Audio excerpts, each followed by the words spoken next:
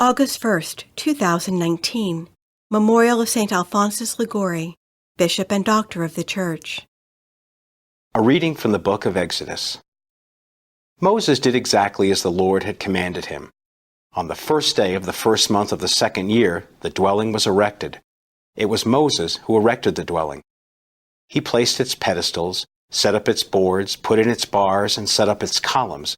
He spread the tent over the dwelling, and put the covering on top of the tent as the Lord had commanded him.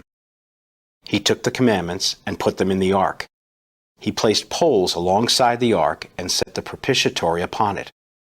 He brought the ark into the dwelling and hung the curtain veil, thus screening off the ark of the commandments as the Lord had commanded him.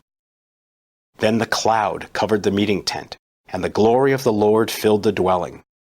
Moses could not enter the meeting tent because the cloud settled down upon it, and the glory of the Lord filled the dwelling.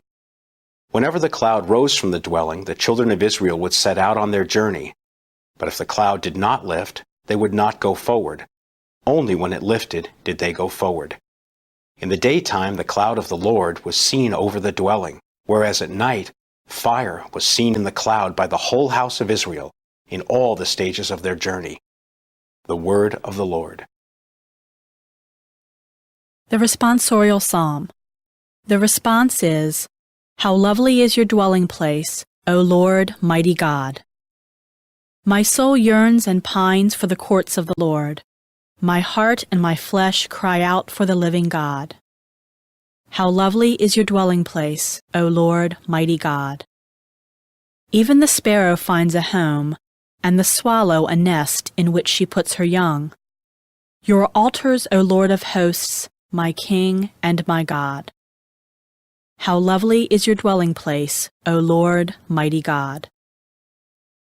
Blessed they who dwell in your house, continually they praise you.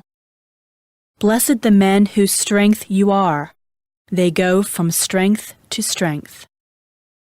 How lovely is your dwelling place, O Lord, mighty God.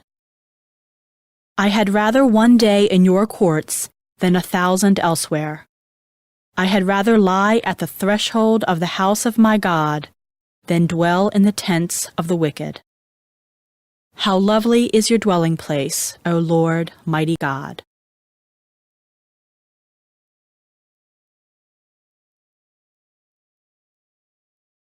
A reading from the Holy Gospel according to Matthew.